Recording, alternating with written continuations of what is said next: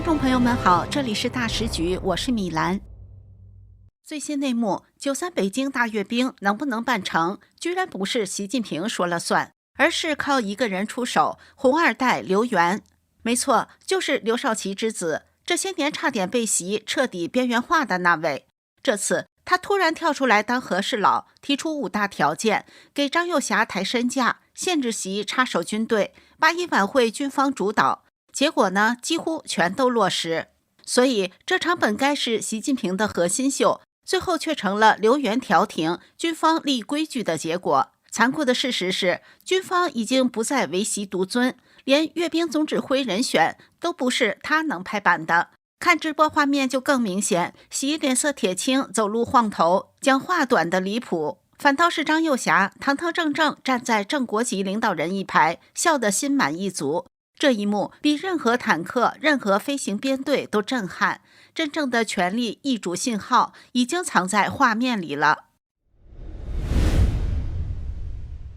旅美文化学者吴作来在自媒体节目中说，这次93大阅兵，张又侠站在中共正国家级退休领导人的一边，由此可见，中共军委副主席张又侠已经在身份地位上获得了正国级的待遇，他脸上也露出了比较满意的喜悦。这是他1年来与习近平博弈的一份成果，证明他没有输，也证明了习近平没有赢。据说这都是刘源和温家宝这些元老们调解的结果。如果没有中共元老们出面，或者说如果没有中央决策议事协调机构协调，这次大阅兵就可能办不成，或者办得非常不像样。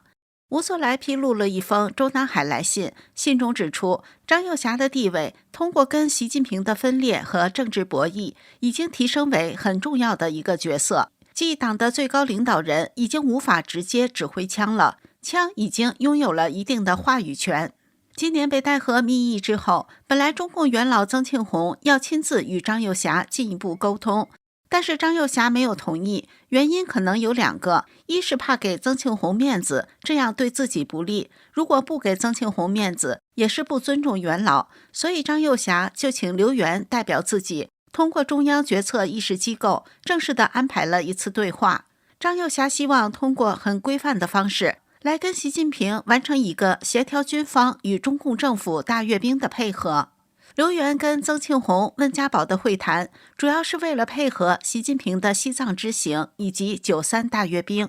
刘源在会谈中提出5点意见：一、军方派中央军委纪委书记张生民陪同习近平进西藏，并安排习与西藏驻军领导合影。2、军方积极配合习近平检阅部队，并同意维护习核心，宣传口径不变，并在阅兵前安排好总指挥。3、张又侠在93阅兵时要与正国级领导人站在一起，也就是说，要充分尊重张又侠的军中地位，要提升他的地位，给足他的面子。4、习近平要充分尊重张又侠对军队的领导权，党政军要分权，军队要享有独立自主的权利。最高领导人不要动不动就干预军队的事情，特别是不要随意的安插亲信。5、8·1晚会由军队来安排。今年的8·1晚会确实看到刘源等很多被习近平边缘化的不同派系的军中高级将领露面。现在看来，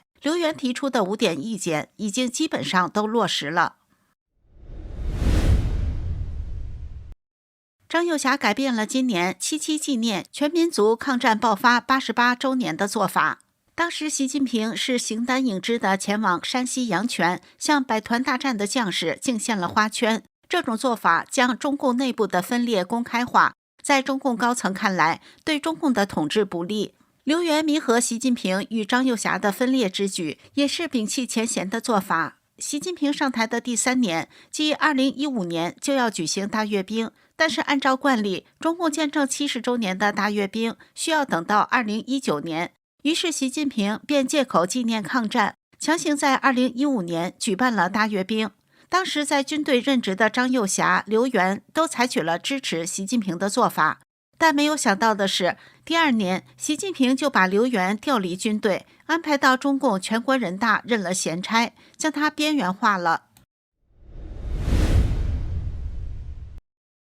今年的北戴河会议形成了新的共识，习近平也做了承诺，但是张又侠、刘源还是不相信习近平。原因是：一，习近平还想利用宣传喉舌，霸屏式的宣扬他的核心地位，并一直维持到中共21大之前。特别是习近平希望自己的思想及战略追求保持不变，即使他下台了，还要维持一致性和稳定性。其实这一点是刘源和很多中共元老们反对的。比如，习近平通过大阅兵与普京、金正恩结成反美同盟，准备武统台湾，在南中国海不断地制造冲突，将军方陷于危险之地。这些都是军方非常不愿意看到的，等于把军队绑在战车上，随时牺牲这些军人的生命。二，张又侠、刘源和中共元老们都知道，习近平翻脸比翻书快，眼中只有权力，没有朋友兄弟。在习初上台权力不稳时，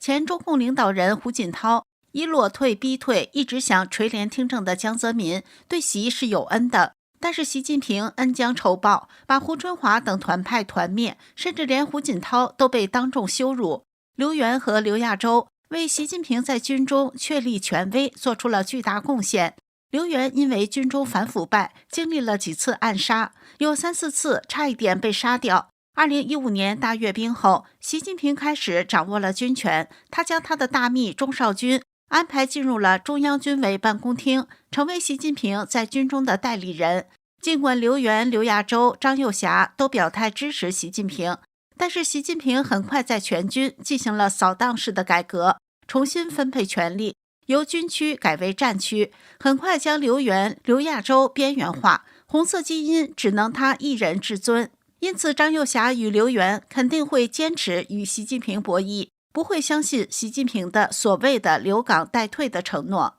习近平对所有的中共元老都没有尊重，他们在相当长的时间都处于被控制状态，出国离开北京都要经过中央办公厅批准。现在习近平对这些元老的尊重，也是迫于形势的无奈之举。去年中共3中全会，习近平身体出现状况之后，张又侠才获得了军权，并控制了北京，也控制了中南海，这样中共元老们才获得了发言权。现在暂时形成了一种平衡。习近平大权旁落，在这次大阅兵中可见一斑。联合早报日前发文称，今年的大阅兵给予习近平的全身镜头一晃而过，习近平的发言更短，而且也没有像2015和2019年阅兵时那样，有习近平与时任总理、仪式主持人李克强同框的镜头，这显得很不同寻常。中国前媒体人姜维平在4号的节目中表示，据他所知，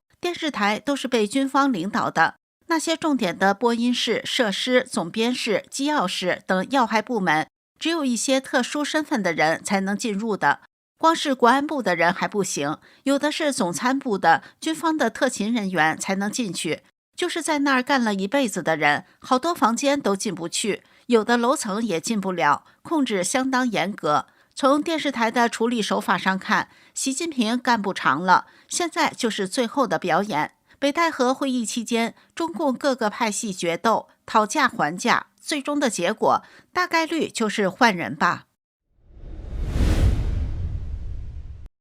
据央视新闻直播画面显示，93阅兵总指挥是中部战区空军司令员韩胜言。公开资料显示，韩胜言生于1963年，空军中将，2018年7月任中部战区空军司令。显然，阅兵总指挥被降级。按惯例，阅兵总指挥是由阅兵地所属军事单位的军事主官担任，而北京归中部战区。参照过往惯例，9月3号的天安门阅兵总指挥应该由中部战区司令员王强担任，而且中部战区司令王强是习近平在20大之前突击提拔的，是妥妥的习家军，应该也是习近平属意的阅兵总指挥人选。王强此时不能履职，可能是阅兵总指挥人选，习近平不能做主，或许是王强在军中大清洗中被波及。此前，王强和中部战区政委都缺席了今年8·1节的国防部招待会。习近平这位军委主席连一个阅兵总指挥都不能自己决定，恰恰说明他军权旁落的处境。习上台至今亲自提拔重用的上将共计79人，但是习2022年在中共20大上3连任军委主席后，从2023年3月起至今，进行了一轮又一轮的军中大清洗。其中已被查的上将7人，分别是中共政治局委员、中央军委副主席何卫东，中央军委委员、国务委员、国防部长李尚福，中央军委委员、军委政治工作部主任苗华，火箭军第1任司令员魏凤和，第2任司令员周亚宁，第3任司令员李玉富，空军司令员丁航来。被海外爆料已被查的上将16人，包括中央军委政治工作部常务副主任何鸿钧、武警司令员王春宁、中部战区司令员王强等。被失踪的上将2人，原火箭军政委徐忠波，原司令员具全生。被中共官宣猝亡的上将1人，他就是曾任军中第2号人物、中共政治局委员、军委第1副主席许其亮。海外有人爆料，许其亮是非正常身亡。而另一名上将，最近海外有人爆料已被抓捕，正在铁窗内交代问题。此人也曾是军中第2号人物、中共政治局委员、中央军委第1副主席范长龙。哪怕在军中爬上了一人之下、万人之上的位置，也不能保自己周全。军中人人自危，是最真实的写照。习在中共18大上成为中央军委主席后，一直强调军委主席负责制。所谓军委主席负责制，除了拥有巨大权力外，还必须在出了重大问题后勇于承担责任。习近平能为军中高层将领的塌方负责吗？他亲自提拔了79名上将，但今年的大阅兵，他居然无法找到1名上将担任其阅兵的总指挥，也真是可悲可叹。您怎么看呢？这里是大时局，感谢您的陪伴与思考，请订阅、分享并打开小铃铛，一起在动荡中坚守真相，在黑暗中点燃希望。